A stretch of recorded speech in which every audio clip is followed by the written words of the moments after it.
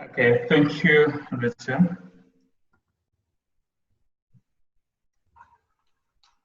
Well, welcome everyone to a continuation of the review of Shamba Maisha. We stopped at some point, but I want to go like two steps back so that we proceed from there. So I'm going back to just reminding us of the hypothesis of the trial, of the study as it is. One of the hypotheses that we hypothesized that the multi-sectoral agricultural food security study would actually improve viral load suppression and other measures of morbidity in the intervention arm compared to the control arm. This is a bit that we had covered, but just a little reminder. Another hypothesis was that the intervention will improve food security and household income, which will in turn contribute to improved outcomes through the four pathways that we had discussed. One being the nutritional pathway, the behavioral pathway, the mental pathway, and the empowerment pathways.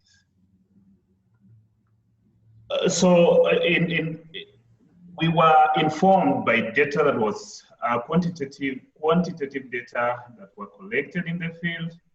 I remember when we were doing the discussion, the first discussion, we were one student asked how we got to know whether a participant was food insecure or whether they met the eligibility criteria of a BMI that was lower than the required. So we used tablet-based questionnaires to determine during the screening itself, to determine whether a participant was severely or moderately food insecure, as well as also inputting data on the BMIs, the height and the marks that gave us their BMIs.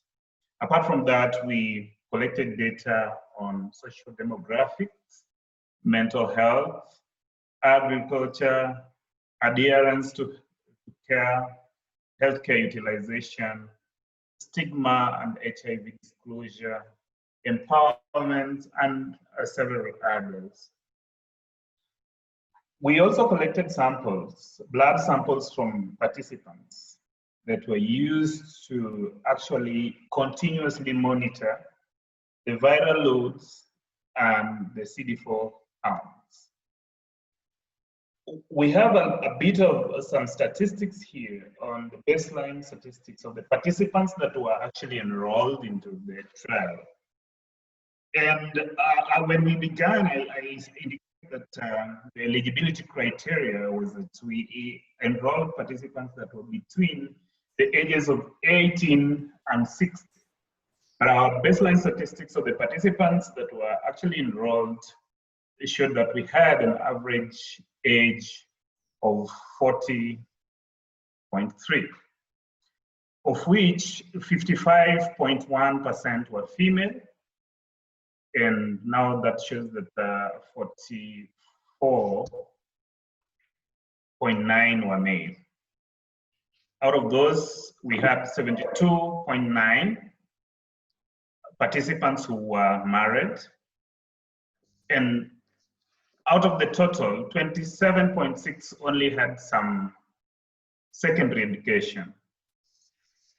And we also saw that the household mean, the mean numbers of people that were in each and every household was 6.3.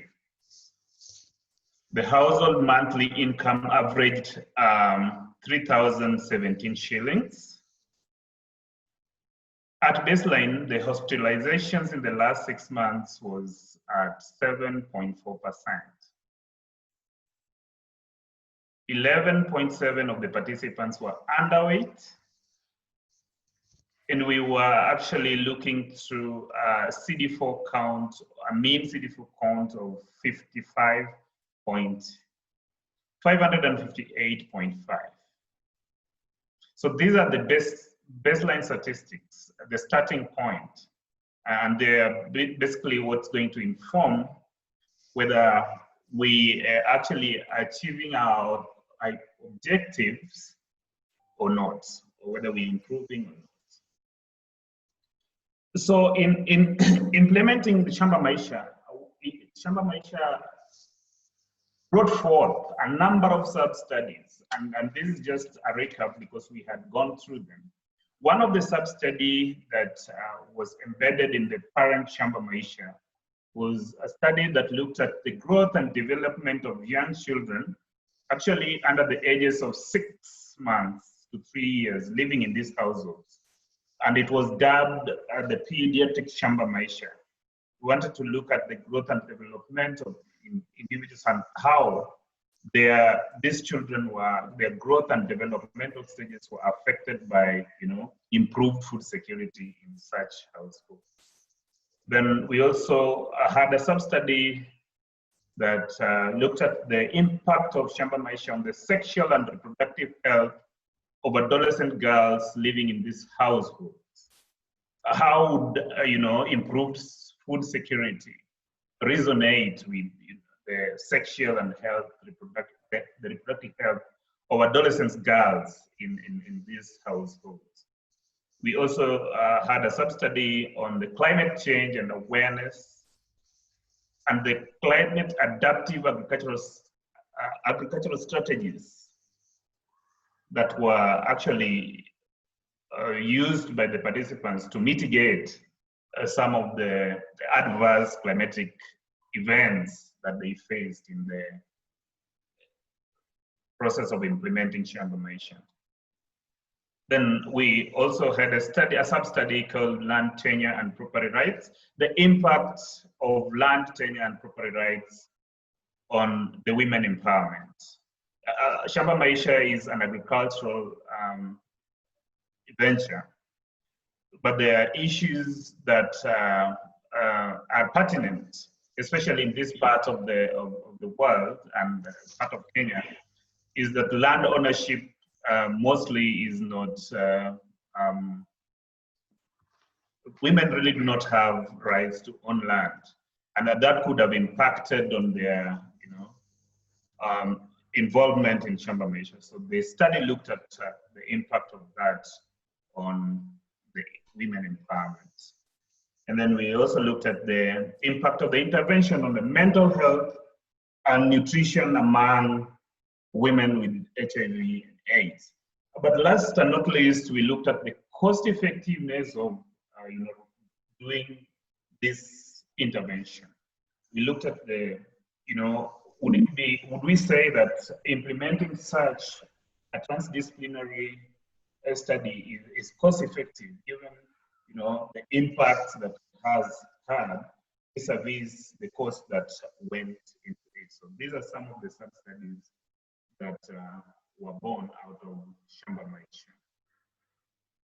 So up to this point, we want to go straight to the main, that was just a recap and a review of what we said, but then we want to go straight into looking at some of the challenges. I mean, implementing, a transdisciplinary study where we have partners drawn from different, disciplines. It is not as easy as probably the presentation has been flowing. So we were met with a number of challenges, but we are not lamenting out of the challenges that we met, because out of those challenges and wading through those challenges, we also learned very valuable lessons. So at this point, I would just want us to go straight into some of the challenges that we met, and we believe that anybody or any partner that is going to get involved in multidisciplinary or partnership would get into. One of the challenges that we met just at the very beginning, as we started implementing Shamba Maisha, was the changes in the banking regulations. If you can remember, that is the time that the central bank actually put a cap on the interest rates that were charged on the loans. So We had started negotiations with the banking institutions before this rule came into play. So you can imagine when a rule comes into play, it's put by the central bank, midstream, when we had actually started and agreed on some of the basics of involvement. So we met challenges at that particular time when there was changes of banking regulations. But we waded through that by involving the UCS staff legal team that actually came up with a binding contract with Equity Bank, which was our financial partner. Around this time of implementing Shamba Maisha, we really went through, we met a challenge of very historical, atypical floods and droughts. You know, in this part, we have always been keen and ready to go through drought seasons between January and March. But that did not happen when we actually started Shamba Maisha. We started Shamba Maisha trial with a lot of floods coming in December, which is very atypical. So we went through this by ensuring that there was a slight insurance package in the loan that helped us to redistribute seeds to participants who had actually met losses either through their produce being lost on floods or, you know, as much as we would say we were doing irrigation and we were not dependent on rain, droughts, this atypical drought actually made sure that some of the water sources that really had not dried up for seasons and years, we saw them drying up around this particular time. So we also, again, mitigated some of those effects by tailoring trainings around, you know, what you can do around floods and droughts. You also remember that this is the time that we had our elections, the general elections, and we are actually implementing Shamba Maisha in Western Kisumu County, Homa Bay County, and Migori County. And we had a lot of disruptions around this time due to the well-known factors of the election violence. So we had to pause data collection for some time until, in fact, data collection and even training for some time, because this was a time when if you were seen in a group, like training participants, the word that was out is that you were organizing to buy ID cards that would probably be used in, you know, rigging or vote violations. So we had to pause both data collection and even agricultural trainings for the participants. A number of our participants also had their farms very closer to the lake fronts. And because we practiced season through agriculture, most of the participants' farms had very green and attractive vegetables around a time that the vegetation around the lake were dry. And we went into very big problems with the hippo menace. Destructions of almost ready produce that we witnessed amongst participants was great. So we actually waded through this by bringing in Kenya wildlife trainers to train participants on how to make trenches that would prevent hippos from accessing their farms, and also provide the participants with the you know, the government regulations in terms of the riparian the riparian distances where it is actually compensatable if participants gave that distance and the wildlife, for example, in this instance, the hippo went and destroyed their crops, so they would still be compensated. So those trainings in terms of trench making and clearance from the water source was given by the Wildlife Society from Omagh. So out of those challenges and the solutions that we tailor-made to overcome these, the team also learned very valuable lessons. One of the lessons that we learned, and for the students here, I would really want you to take time to also read deeply about collective impact framework.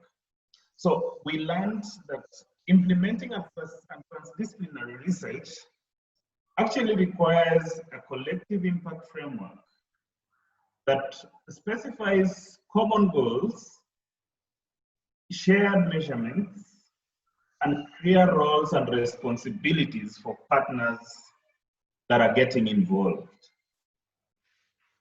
The common goals to mean that if you're partnering with a financial institutions or a technological firm like Kickstart is, we needed to have, or one needs to come up with common goals. What do we really want to come together to achieve? Apart from our specific, institutional goals, what is it that we put aside that is a goal that we measure in just coming up with this kind of partnership? Then we need to also look at shared measurements. What would it be? What would a bank call a profit, for example? And when we are partnering with a health institution or a health body, what would we have as a measure of that profit that a financial institution calls a profit? So in this, we improved the overall uptake of the intervention and performance through frequent communication amongst participating partners. And we also had a very coherent implementation of memoranda of understanding and we established also a joint implementation team that picked a member from each and every participating institution. A second very vital lesson that we learned is that implementing a transdisciplinary research like Shamba Maisha really requires thinking, and not just thinking, but thinking and acting really outside the normal global health research paradigm. In such transdisciplinary researches or trials, or even a program, innovation and problem solving are really required. We also require regular monitoring, training targets, and study timelines so that we don't deviate from what we targeted to achieve and within a stipulated timeline. So you can imagine how this is critical. And for us to be able to bring all the partners together to probably think and get involved and to regular monitor the training targets, we had to shift supervision of the agricultural trainers that were initially being overseen by Kickstart to be under the study manager to improve oversight and coordination of the study activities. Because we realized that when the agricultural trainers were reporting and being supervised by our partners who were based in Nairobi, there were lapses that we were seeing. And there was a time lag between when we saw a lab and when these gaps were addressed. So we had to shift that supervision, which is now what I called acting outside the normal global health research. But I mean, we wouldn't have done that. We would have stayed with what was related to do. But because of the problems that we were seeing, we were flexible enough to shift supervision. So another lesson is that we learned, and this is basically when you're dealing with financial institutions, that implementation of a finance intervention actually requires a nuanced understanding of credit and financial practices and laws in the local context. So you may have participants that, or organization, partner organizations that are like, for example, UCSF is US based. So they may not really be clear about the credit and financial practices and laws in the local context. But you want to get into an implementation that of a program that has a financial bit, then there is need for a thorough understanding of credit and financial practices within the local context. And there is need for that identified lending institution to fully participate in the implementation.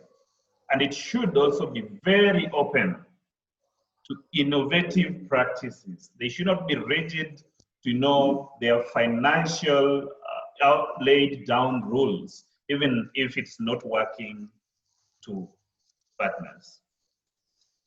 So we developed approaches to actually work with the banking partner.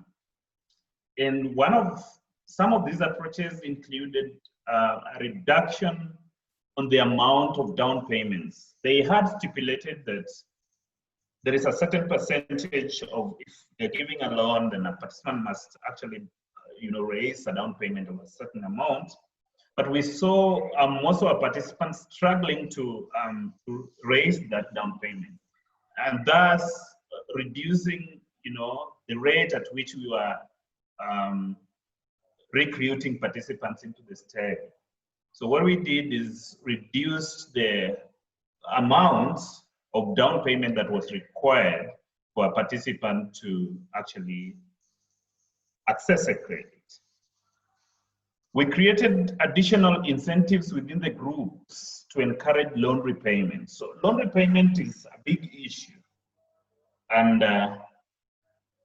it cannot be left to the financial institution alone when we are partnering. So different partners cracked their heads, and we came up with additional incentives within the groups. For example, we said that participants who were able to actually meet their full loan repayment would get an additional farm inputs amounting to around 2,000 shillings. And this actually encouraged some participants to be able to repay.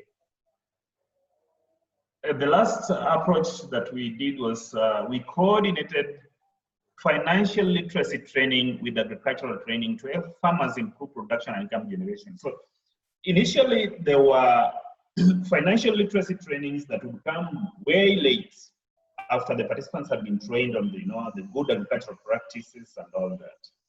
So we saw that there was a disconnect between when you're talking about, we are going to do farming as a business, and then sometimes lapses before, finances comes in. So we coordinated this kind of two trainings, and they ran hand in hand, and we saw an improvement in the uptake of both. Ellie, Yes, before you get to the conclusions, I just wanted to add one point and then ask you a question, a follow-up question.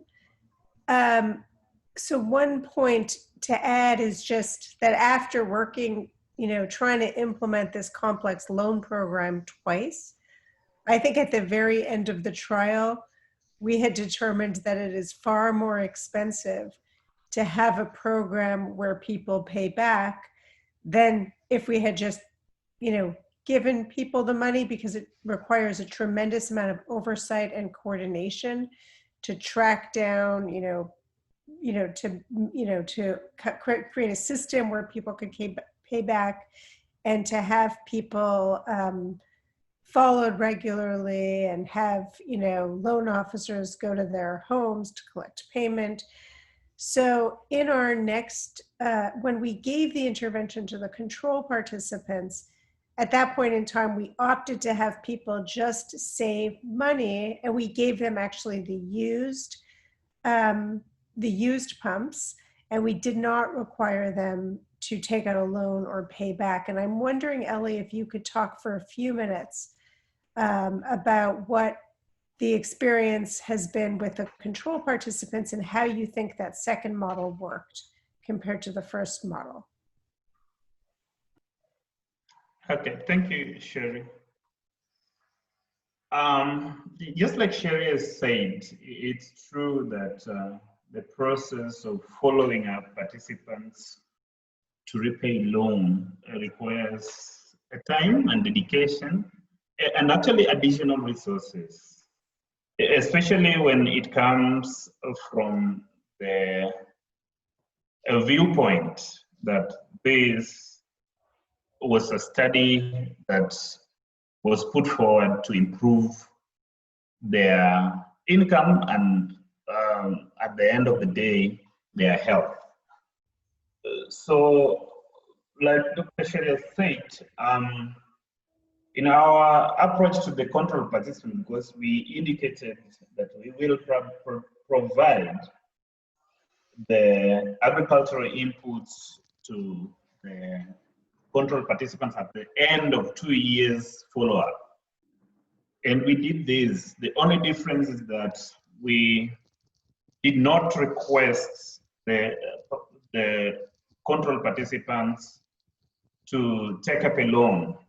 And we actually just used the repossessed farms from the participants who are not able to pay the loan amount.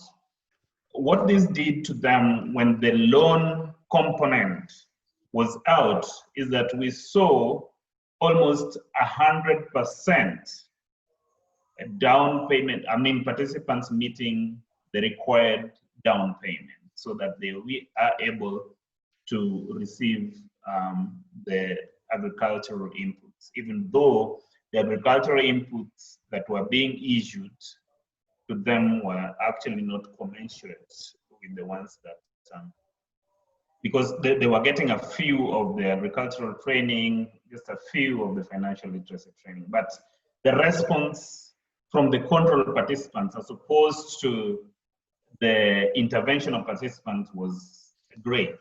And I would say that the taking out of the loan factor contributed a great deal to the overwhelming, response that we saw from the control participants.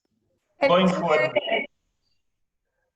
Sorry, I have a follow-up question to that, which is that one of the concerns that we had about giving out the loan rather than having people, pay for it, is that people would potentially be less invested in farming if it was just sort of a handout versus something that they, had to earn and work for. Did you see that in the control group at all? Not really, Rachel. I think the participants we had Sherry, sorry. The participants we had, there was also a little bit of, owning of the inputs that they were getting. So to some extent, they felt that the down payment amount was, something that was least compared to what they would get. That's a control group.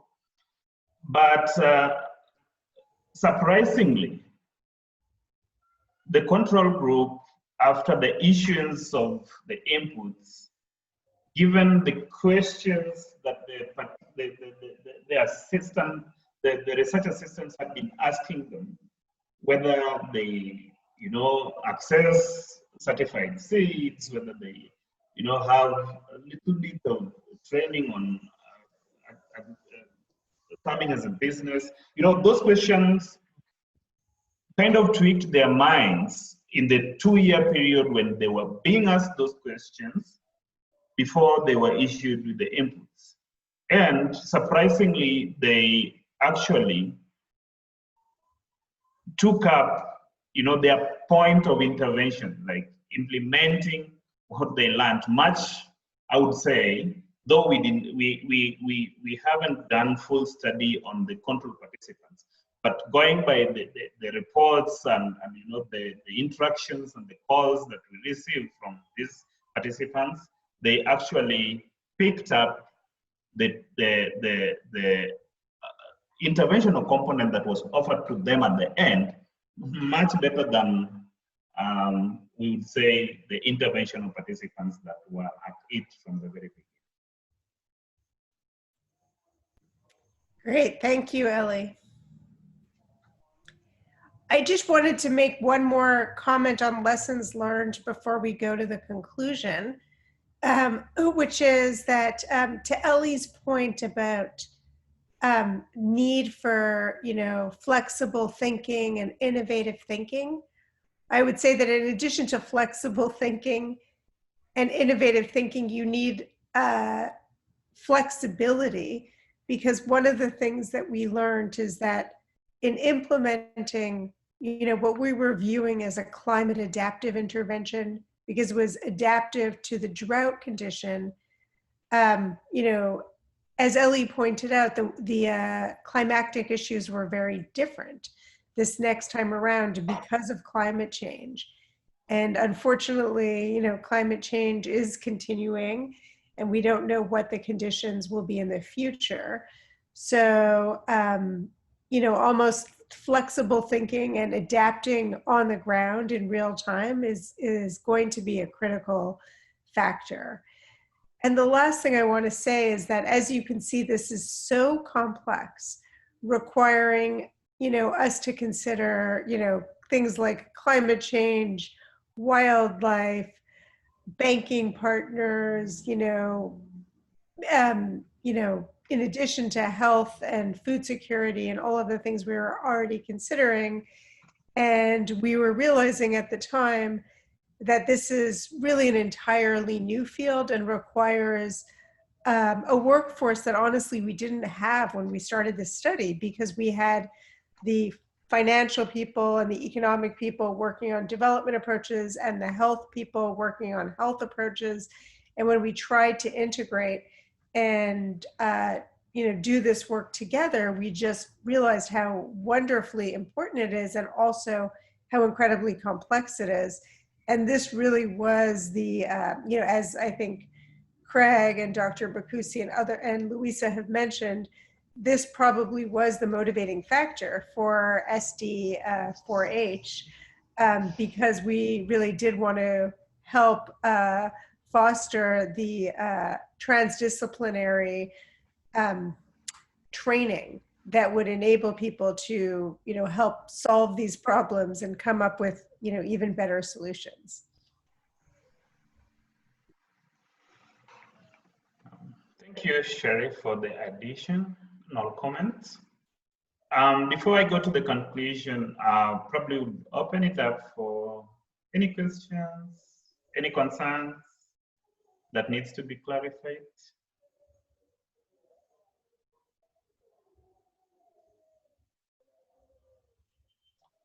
Okay, that amount of time of silence means none.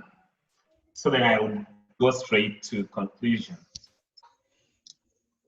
So in my conclusion, I would say that in such interventions that addresses complex social challenges, for example, HIV and food insecurity, actually requires partners that are coming together to develop a common agenda.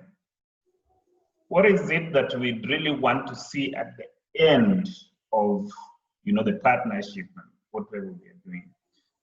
Keeping in mind that we different partners at their own level, at their own institutional levels, have their agendas, but there is need for people that are coming together, partners that are coming together to develop a common agenda, to tackle a common, problem, to address a common objective.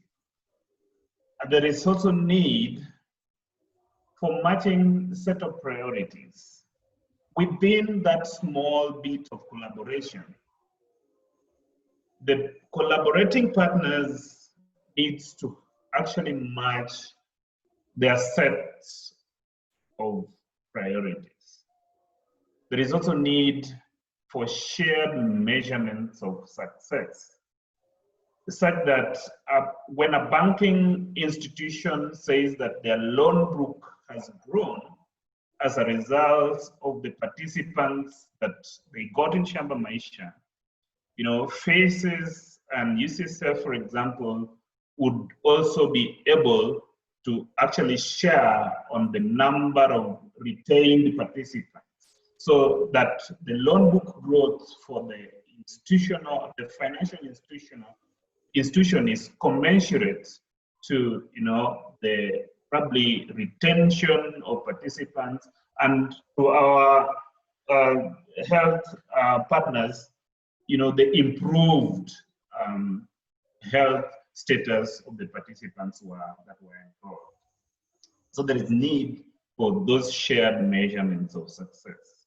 And then there is need for all the involved partners to actually develop a shared vocabulary, so that a participant is equivalent to a client and is equivalent to either a customer for the people who are selling the pumps.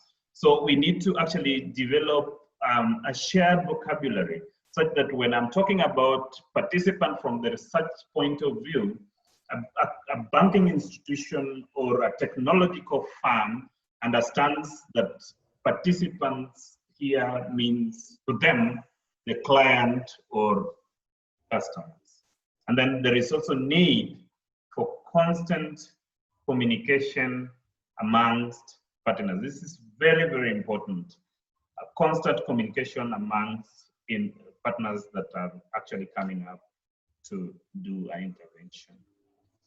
Up to that point, I come to an end of this second part of the Shamba Maisha review. And opening up to any questions if there is, or comments. Well, first of all, thank you, Ellie, for that excellent presentation and for sharing all the complexities and challenges. So I will leave it open to see if people have questions.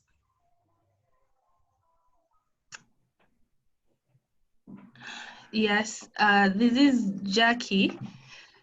Thank you again, Ellie, for the presentation. I have a number of questions. I'll ask a few and give space for others too. So my first question is sort of what I was reflecting on in our assignment in terms of modifications for the study. It's about inclusion criteria for the study participants.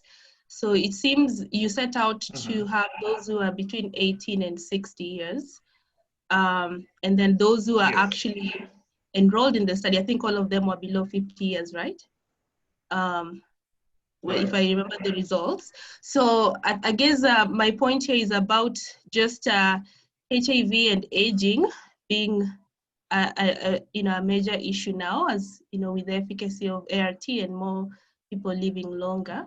And one thing that could be considered is not excluding those who are above 50 or 60 years if they're HIV positive.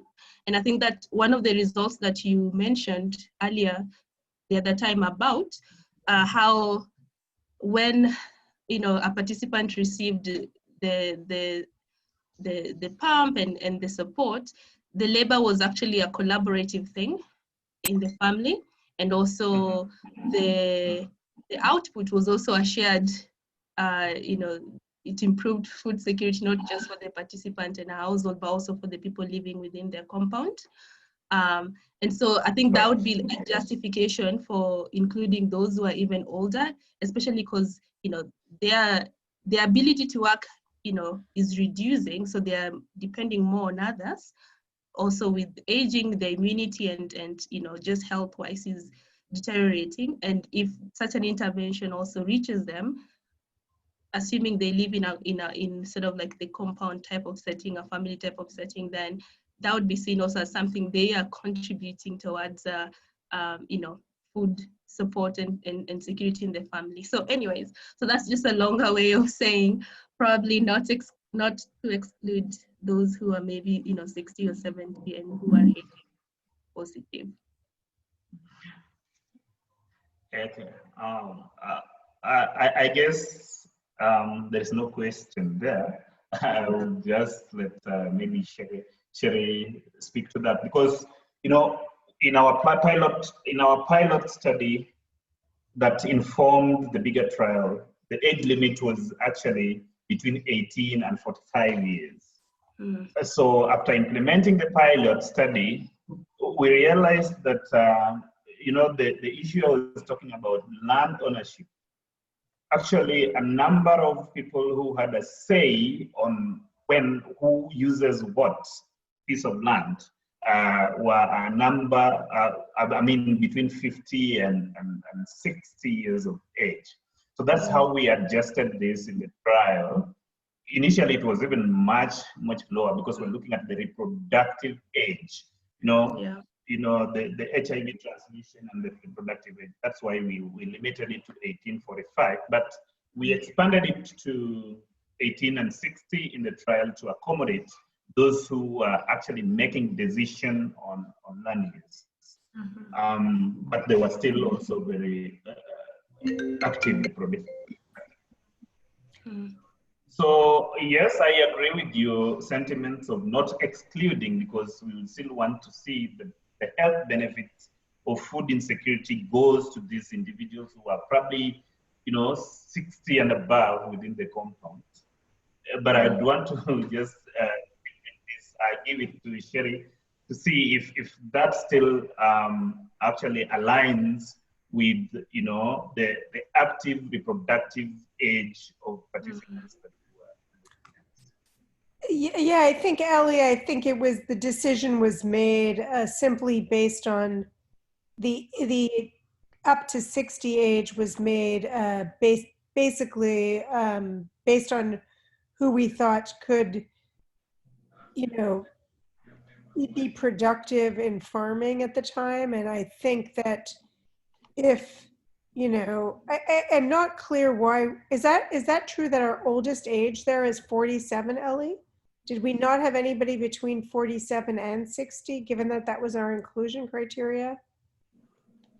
No, we had the oldest person was 47. Okay, so that's something that's surprising because our inclusion criteria was up to 60. And I think that if people can, productively farm at older ages, there would be no reason to exclude them. It's just about, and particularly if they have the support, because we are finding that it is a household intervention. Yeah. Okay, thank you. Jackie, you had a number of questions. That's just one. Yeah. Last time, I think JJ asked about how, kind of land was defined, and I think I had a question similar in terms of surface water and access to water. Was that? Yeah. And you mentioned flooding. I'm wondering, was this prioritizing those who actually are closer to the lake, or how was surface water or access to that defined?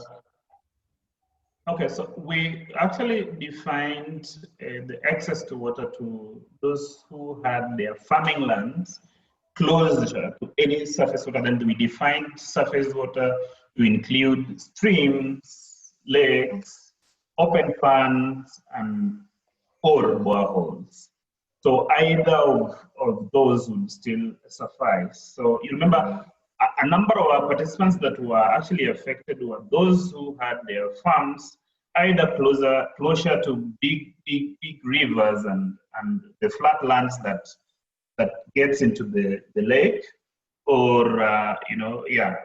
those who had their farms very close to the seasonal streams, that because of the increased amounts of rainfall that got beyond the anticipated levels, surpassed and broke their banks. So we actually in our protocol defined surface water to include a number of sources, not limited to just lakes and rivers. Yeah. Yeah, it does make me wonder what was, in terms of those who are eligible, what was the main limiting factor in terms of inclusion? Was it access to the surface water or land, or ability to put the down payment for the loan? It was kind of a mixture of all the three. But the most limiting factor was access to a permanent surface water. There is that bit of permanent surface water, because it's not just surface water, but we had to determine that it's surface water that would endure long seasons or long periods of drought.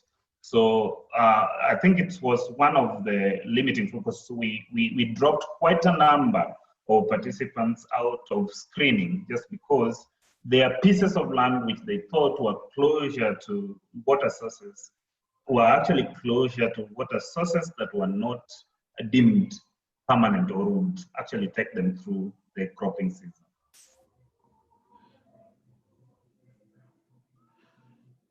Wow. Yeah, it's just, yeah, I guess for like scaling up Shamba Maisha and sort of sustainability of the intervention, it seems like that's going to be something we would need to think about. True.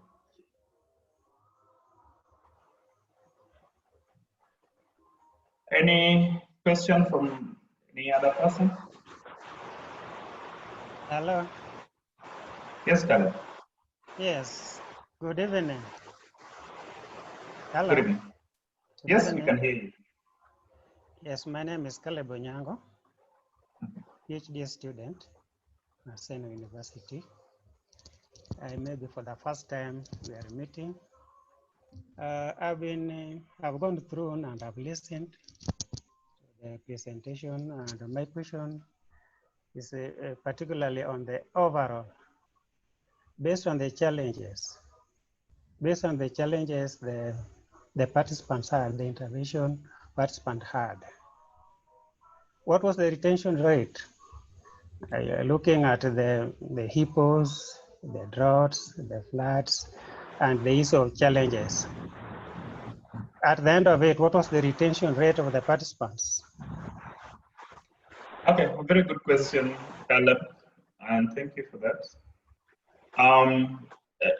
Just while we were talking about the challenges and innovations and flexibilities, and thinking out of critical thinking and thinking out of the normal, there's a background noise that is affecting our listening. But I would say that given all the challenges that we went through, we actually managed to have a 93% retention at the end of the study. And that was very high for us.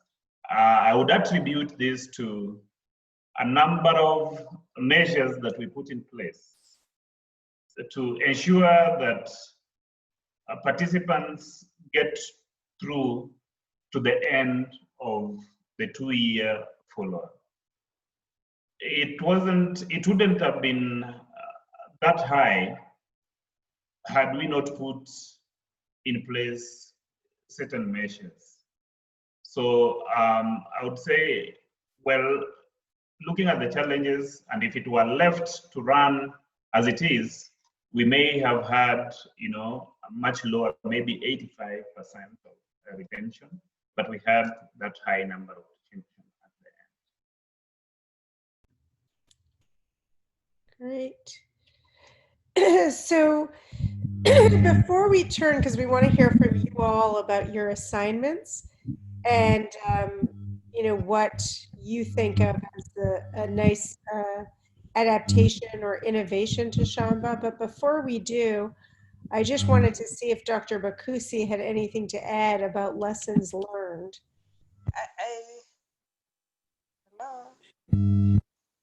Hello. Hello. Thank you. Well, thank you for asking me to say something. I think if I was to say anything about lessons learned, it's just that with studies that are multisectoral like this one, expect the unexpected, because there's so much that happened in this study that was not, we could not have predicted it would happen in that way. And we just needed to be ready to move with things as they happened and manage them as best possible. So it was a very challenging study to implement because there are many things that were completely beyond our control as a study team. And the goal was just to manage them in the best possible way and stay you know, as much as we can with what the plan of the study was and to execute it to the best of our ability in the best possible way, sort of keeping a fiduciary commitment to what the study had set out to do. Sherry, that's all I would say about lessons learned. Thank you, and that's an excellent point, and something to keep in mind as you go forward in this work, all of you, which is, you know, being prepared for the unexpected, which makes the work much more exciting and also more challenging.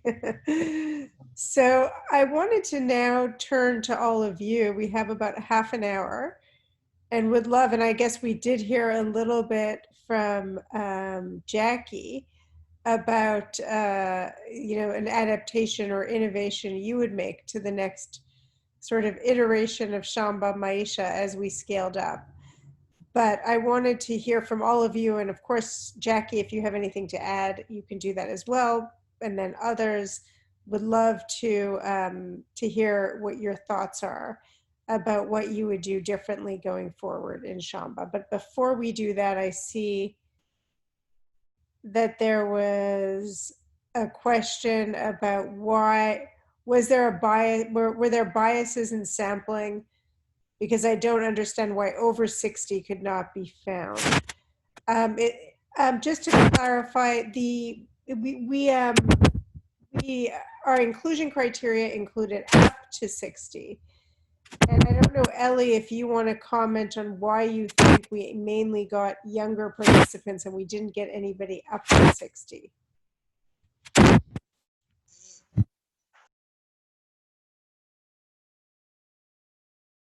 Well, yeah, like Sharia said, our inclusion criteria was between 18 and 60.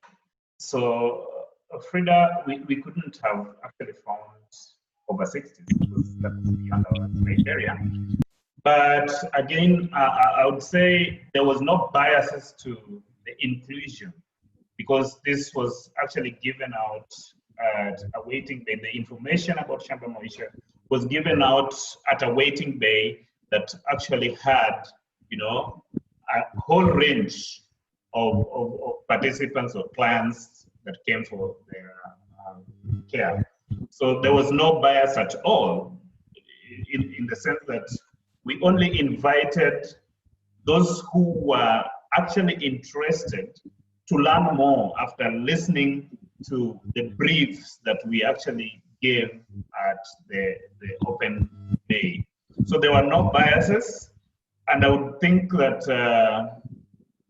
because we quite didn't find the over 60s, and we know people that were actually 50 and above, because maybe farming is also looked at as a very difficult venture that needs, you know, people with energy. I don't know why, but there was no biases that were put to sampling that would have actually undercut participants that were 50 and above. One question I have, and maybe this is for Dr. Bakusi to comment on, is what is the prevalence of HIV in people over 50 compared to other age groups? I think I can't say off the top of my head what it is, but I know that it would be, once you get to the over 50s, it was definitely lower than what we expected between the age group between 24 to 50, which had the highest prevalence. But there were several reasons why the prevalence was lower. Some of the people who were infected much earlier in their lives and didn't start treatment on time probably, unfortunately, succumbed and passed away. The risk of being infected when they are a lot older, when they're over 50, if they were negative to start off with, so is lower than those who are between the 24 to 50-year-old age group. So depending on which part of the country you're talking about, you would expect that it would be lower. In the Nyanza region in specific, unfortunately, we have had a lot of infected people who have passed away if they didn't start treatment early enough, and more so men compared to women. I think more women started treatment earlier compared to the men, maybe issues of stigma, or because women were being tested within, if they're still within the reproductive age group, within antenatal clinics. So we had a lot more women starting treatment early, and perhaps they were able to stay on treatment better compared to the men, and were able to reach them better, because testing men has been a challenge that we are still working on. So I don't know whether that responds. That's a long-winded response to your question, Sherry. It's very helpful, because I was going to say that when we visited the clinics, I did notice that it was generally a sort of younger age group. So I assume that you know, the fact that we ended up with few participants above 50 may have had to do in part with us just having a smaller sample, as Dr. Bakusi had said, to choose from for the reasons mentioned. So it looks like there is another question about having, I think, is that like a community advisory board?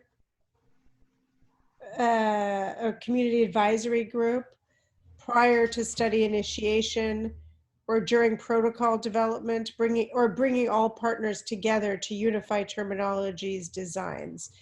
So Ellie, I wonder if you can just talk for a minute about some of the activities we did, bringing all of the partners together and getting external input as well. Well, Sherry, thank you. Prior to the initiation of the study, we had a number of meetings with the partners, different partners, just to make sure that the partners that were being brought on board understood, you know, the protocol in its entirety. So in terms of designs and timelines and what was to be executed, there was quite a number of meetings that were held, and memorandums of understandings between partners that were going to get involved signed. So I would say that there was that bit before we actually hit the ground running. The only bit that I think we learned as we were going through the intervention that we were implementing was that there was also need to, you know, a little bit agree on, you know, terminologies that different sectors use to refer to, you know, whatever component of reference that we had. So we did not quite have, you know, common terminologies. That's why I gave an example of a client to a banking institution, a customer to a technology firm, and a participant to a research body. So But all in all, necessary steps that would actually make it clear to the involved partners to understand, the design, the objectives, and the timelines of the study were actually put in place. Yes.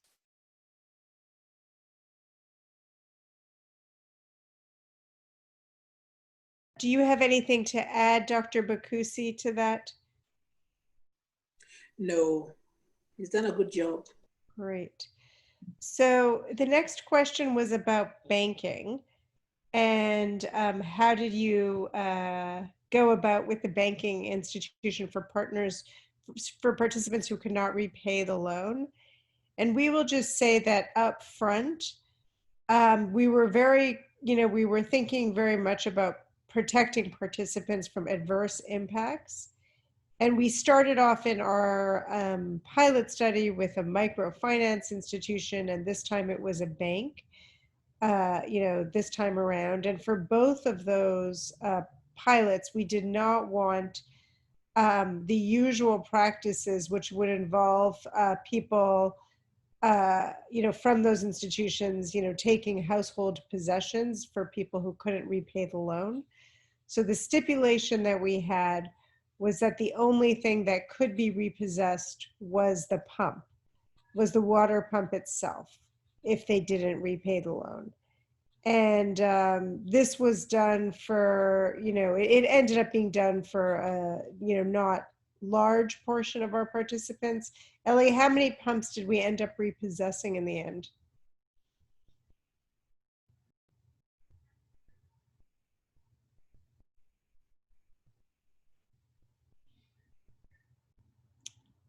Ellie, can you hear her? I think you're on mute.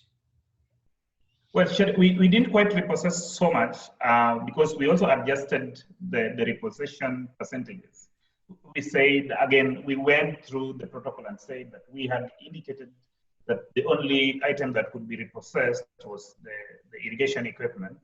But for participants who actually managed to pay up to a certain percentage, and is basically we earmarked that participants who were able to pay up to 60% of the loan would actually retain. So we ended up actually repossessing very few pumps. The exact numbers would be around 78 pumps that were repossessed, and they were redistributed to the control group participants. But that is how we dealt with the participants who were not able to pay. There was no, personal item that was repossessed to go towards the loan repayment. We only repossessed pumps for people who are not able to manage, up to around even just 60% of total loan repayment. Thank you. Wonderful. So are there any other questions before we turn it over to hear from you? I see another one from Jackie. Why exclude those with severe acute malnutrition? I think, Ellie, do you want to answer that?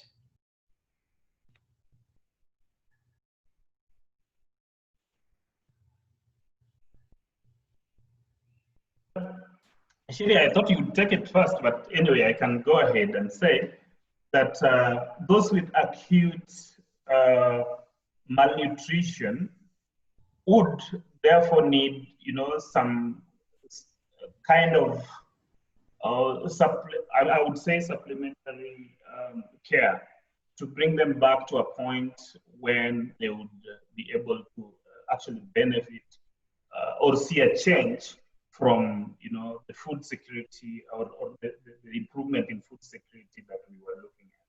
So the basis of that was that the people that were severely food insecure or that had a BMI that was so low were excluded because they would actually need an additional care to bring them up to a point where just they would see an impact out of the earmarked food security, the food improvements that we were looking at. Yeah, and maybe if I add, I could add to what Elias just said. From an ethical point of view, if you find someone who has severe acute malnutrition, you can't reasonably enroll them onto a trial that you know is going to take a while. Because remember that what we're following up, it's not going to be an immediate response. By the time people learn how to farm, by the time they farm, they get they harvest, they sell, they use the crops to either improve their own health or to improve their socioeconomic outcome. That takes a while. So anything that requires immediate attention, you have to intervene. When you intervene, obviously you are interfering with the outcomes that you're trying to measure. But ethically, you can't do anything different. Like saying if someone comes in and is unwell, you have to treat them. You can't say, oh, because I'm doing a trial, we can't treat you for this other thing because we want to find out what's going to happen if, you know, what long-term treatment is going to do. So acute malnutrition would require ethically that there must be a response to them to enable that person's health to be improved immediately. Excellent. Thank you both for those very clear responses. So now I will turn it to you all to continue the discussion about what you would do to adapt Shamba Maisha. Do we have any volunteers?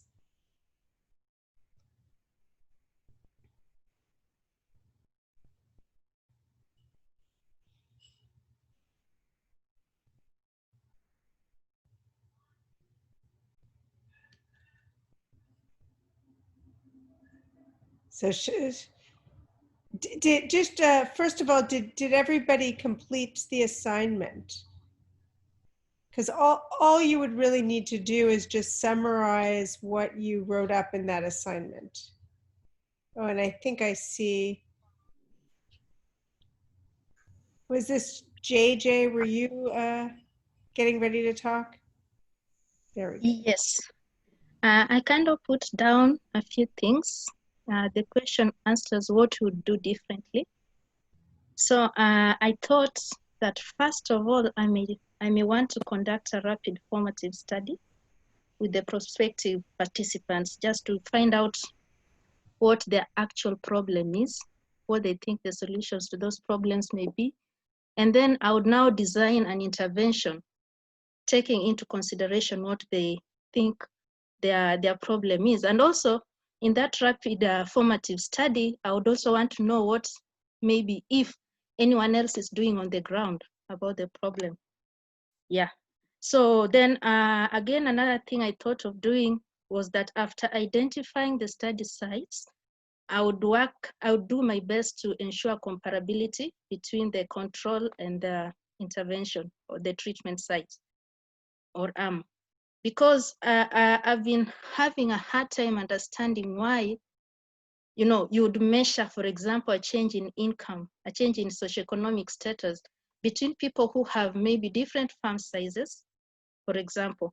And other than just age, I would also want to look at other time invariant factors that may, you know, create a problem for me to measure those kind of changes.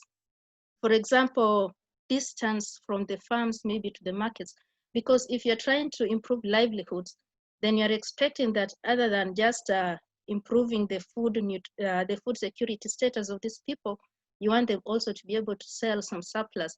So if I'm in a place, or if in one arm the markets are really far off, and in another place they are not, then you expect the business levels not to be equal. So I was thinking I would really try to ensure there's comparability between the zero control and the treatment arms.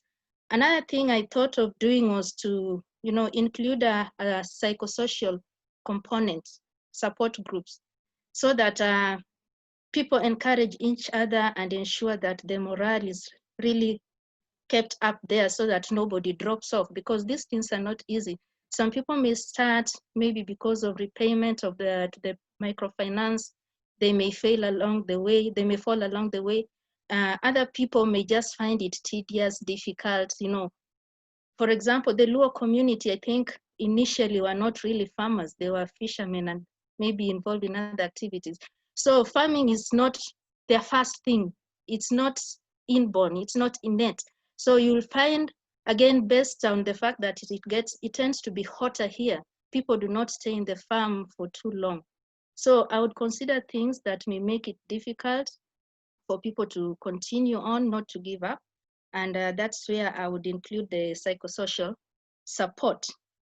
Again, I would also want to, when designing my study, I would want to integrate some low-hanging fruits, such that if I enable people to be able to farm, to produce some crops, be it vegetables or beans or whatever, what are they going to be getting on a daily basis to keep them going? Because I've also seen a situation where people cannot wait to harvest. They want something here today. So what are those things that can help them earn that 100 shillings, 250 shillings, even to be able to continue going to hospital if they need to, as they wait for that boom, that harvest. So I would integrate some low-hanging fruits. Maybe during the business training, you might want to include or to alert them to other things that they can do on a daily basis. For example, if the study has women who are also living with HIV and who are part of the study, you would encourage them, for example, to take advantage of things like the border people who are always waiting to transport people. At some point they get hungry. How about you make tea and mandazi or something and go and sell, so that on a day-to-day basis there is something. Again, I would also want to integrate in that study other value chains, not just producing vegetables alone, because if, for example, somebody is able to keep chicken, produce eggs, or do other things, maybe you have a cow or a goat that you can milk and get milk on a daily supply. All these things will contribute to your nutrition status, but also you can also be able to sell and, improve your socioeconomic status. So those are some of the things I was thinking about. If I can just scroll down my, yeah. In terms of water storage or water availability, well, the main issue was to get them to have these pumps so that they can be able to have water and, do irrigation all year round. I was concerned when I saw somewhere that these people are expected to repay, I think, after 2 harvesting seasons, and I was not understanding why only 2 when they have the ability now to produce all year long. I would expect at least a minimum of 3, maybe 4, depending on what they're producing. So I was thinking, when you already have the water pump, do you only pump the water when you want to irrigate? Or can you do something else to harvest water? Even if it's not rainfall, you can still harvest that same water that you're pumping. Have some water holes that you can pump this water and just keep the water there, because as we've talked about climate and weather variability and all these things happening, you can never be sure. So I was thinking I may have wanted to also include an aspect of, harvesting some water and just having it there, for future use. And again, another thing I thought of in terms of plowing, tilling the land, there are other methods, not sophisticated, probably more rudimentary, that people like these ones can use to be able to produce more efficiently. For example, there's something called permaculture, whereby you plow once. After plowing, you do mulching, and then after harvesting, you don't have to plow again. You just, dig holes and proceed to plant. So that helps you with saving on labor, saving on moisture content of the soil, and you don't have to work so hard. And the mulch also helps to, to prevent weeds from growing. So those are some of the things I was thinking of. But again, my thinking was biased towards, producing more efficiently and, selling and getting as much as possible. Moving forward, I think maybe from 2012 to now, it's almost a decade. And I'm thinking, if you were to do this again, would we want to still, do the moneymaker pump? How about thinking of other methods, probably more expensive, but we are talking sustainability here, and I'm thinking, why not make use of solar power? Because there are solar pumps also, so that you can be able to be pumping this water without being there. You can actually be concentrating on something else, as the solar power pump just does the work for you. So in effect, I'm thinking of designing an integrated project that takes care of immediate, midterm, and even long-term needs of these people. In terms of analyzing data, I was just thinking, because I'm having two groups. One, I need to ensure that there's no contamination in the zero control arm. And how would I do that? One of the ways I'm thinking about was maybe to get more people in the control arm, more participants than in the treatment arm. For example, if the treatment has X participants, I may want to have 2X in the control arm. Why? Because, you know, with such a trial, it's very difficult to stop another microfinance organization, maybe in another town, from approaching people who are at the control arm and telling them what they can do with loans. And, you know, so they'll also have that kind of intervention going on without really being part of the intervention. So I'm thinking I can increase that sample size at the control arm so that if there is contamination, then I should be able to get those people out. And of course, it would require a lot of monitoring to ensure you are aware of everything that's happening along the way.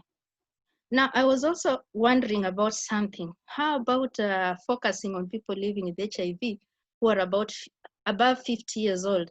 But I think that has been talked about at length. Although I would still be curious to know, if you had the same intervention amongst the older people living with HIV, what are the kind of results you'd expect? Would you expect their livelihood situations to improve, or would there be difficulties? And if so, what are they? And if they cannot be part of such an intervention, then what can be done to make their situations improve? Because they are also here with us. We cannot ignore them just because they are older. Another issue I thought of was, again, it has been talked about, to consider a different approach. I have worked with the microfinance institutions in other projects, and they failed spectacularly. You know, there were problems between the MFI, the implementing partner, and the participants, you know, whereby the microfinance people would want to go and harass the participants to repay loans. So I was just wondering, could there be another way, maybe give the cash directly or buy these implements and give the participants directly without involving the microfinance institutions, or which other way? So that is something I'm keen on. I would like to know if there are better ways and what those ways are.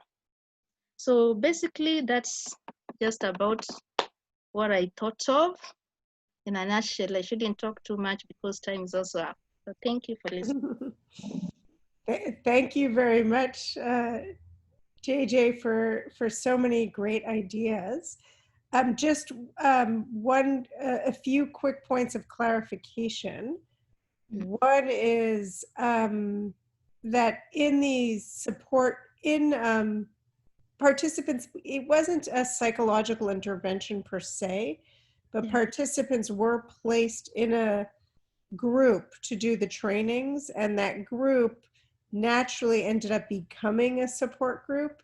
It actually was very positive and was one of the things that led to the intervention success, even though, but you're right, we didn't put time and resources into adding a psychological component. It just sort of evolved and happened naturally. So that was the one point of clarification. I don't know if Ellie, if you wanted to comment on any of the agricultural innovations that JJ was discussing.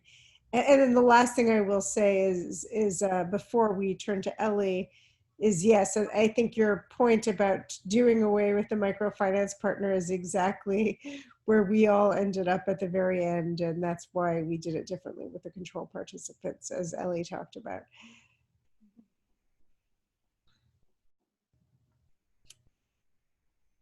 Okay, Jackie, that was very interesting hearing from you.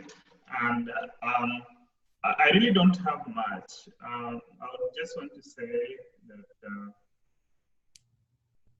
agriculture is diverse.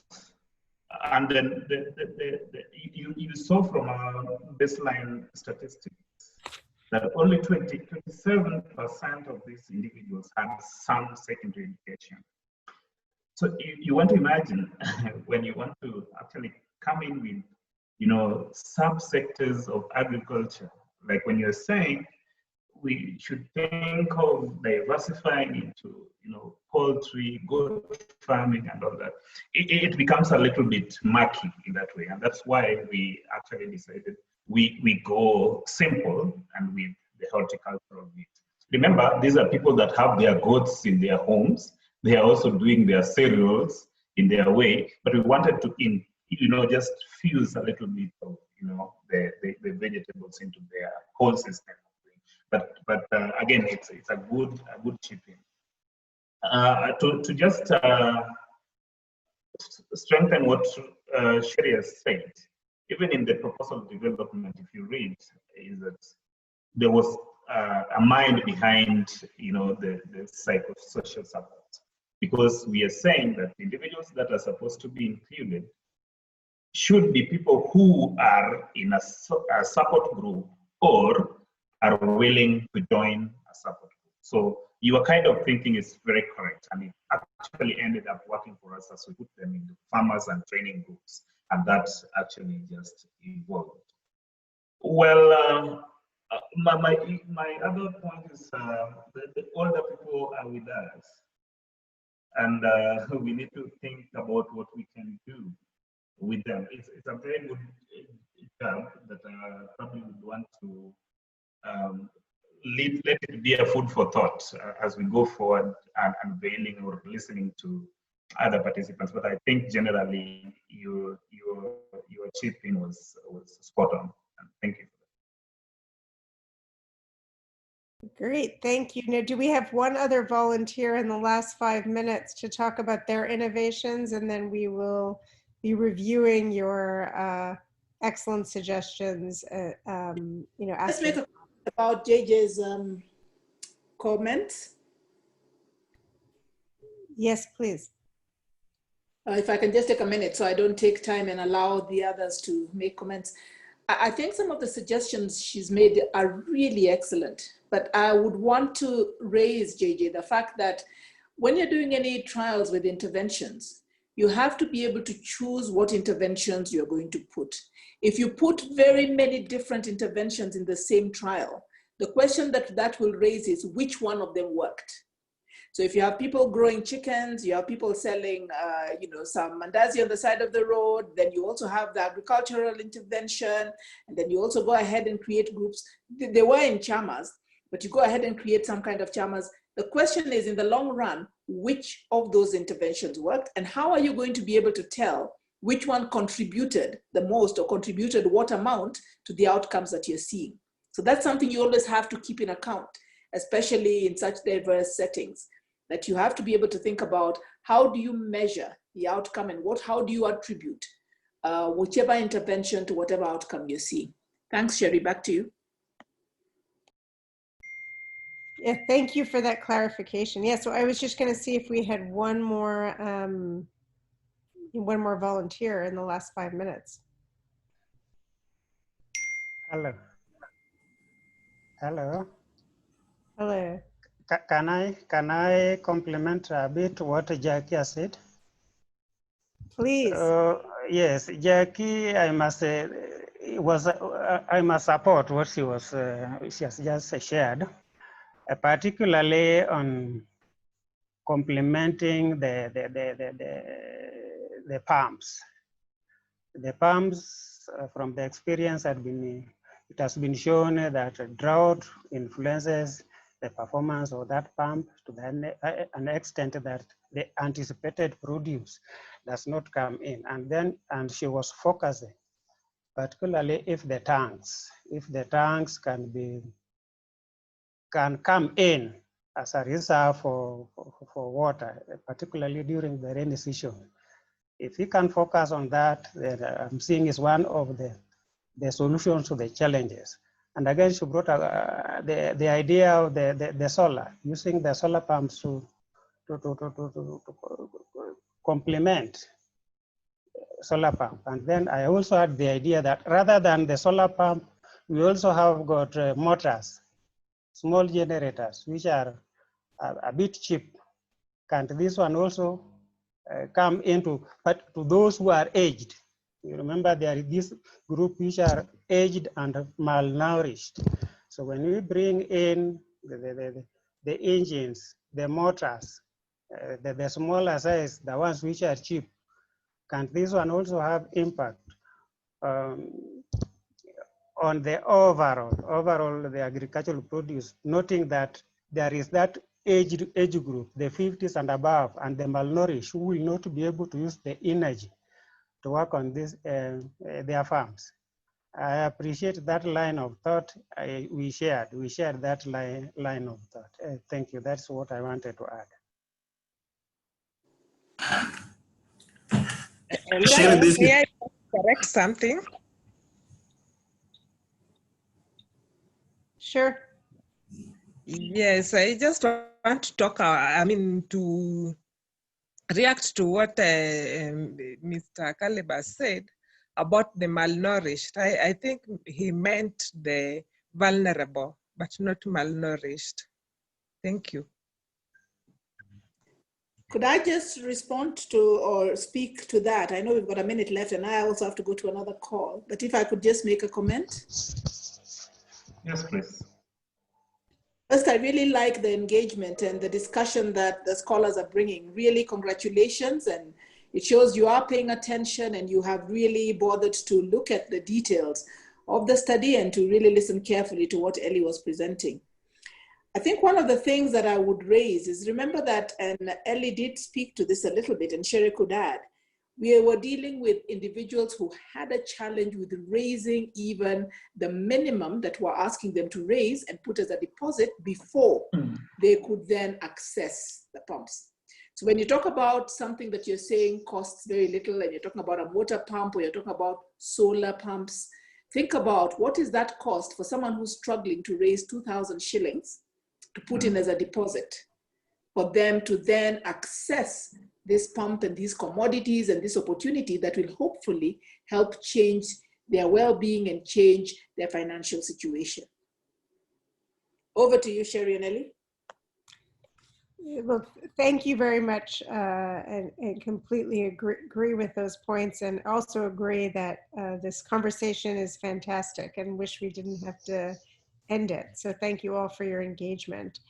Unfortunately, we are at the hour now, and I know that Craig, Dr. Bakusi, and myself have to jump off. I'm teaching another class now in San Francisco, but I just want to take a moment for a special thanks for Ellie for that excellent continuation of the presentation and for all of your insights. And we will look forward to continuing in 2 weeks to talk about food security. So we'll send you more details and the reading separately.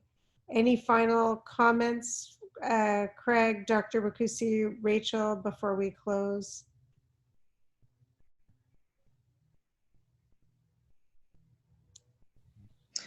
Hello. Hello. Okay, thank you. My last comment would be that for such studies to be carried out, there should be great feasibility study so that there is, good inclusive in the study.